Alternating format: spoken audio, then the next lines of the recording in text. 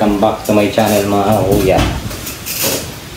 Tatlong pinaka-importanting requirements para makalipat o makabalik ka ng Japan mga kuya. Mga kakuya. Pero bago ang lahat, baka naman po pwedeng pakapindot mo na yung subscribe button natin dyan mga Kuya Jun TV. Nag-iisa lang naman yan at wala nang iba. Kuya Jun TV nasa inyong harapan.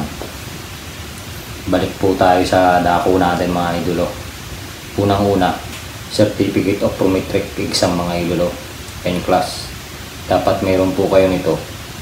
Napaka-importante niya. Hingin nyo po yan bago kayo umuwi ng Pilipinas. Ang hirap pong i-request nito mga kaibigan kapag wala po kayo nito at nasa Pilipinas kayo. Iiyak ka dyan kapag ni-request mo yan at nasa Pilipinas ka. Napakahirap po nilang bitawan yan mga kaidolo. At napakahirap na pong kontakin yung mga dati nyong komiay kapag nasa Pilipinas na kayo. Kaya wag nyo pong kalimutang hingin yan bago kayo matapos ng 3 years nyo rito sa Japan. Pangalawa, certificate ng o resibo ng inyong tax refund mga kuya.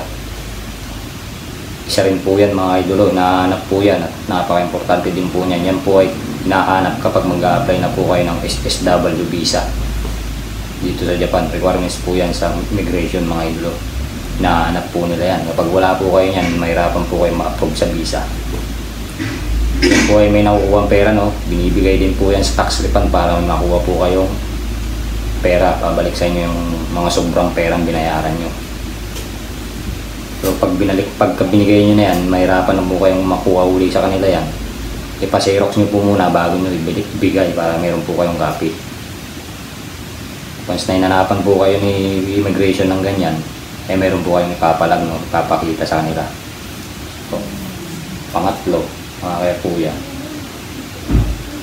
yung tinatawag na evaluation certificate. Yung evaluation certificate naman sa mismong company po nang gagaling yan mga idolo.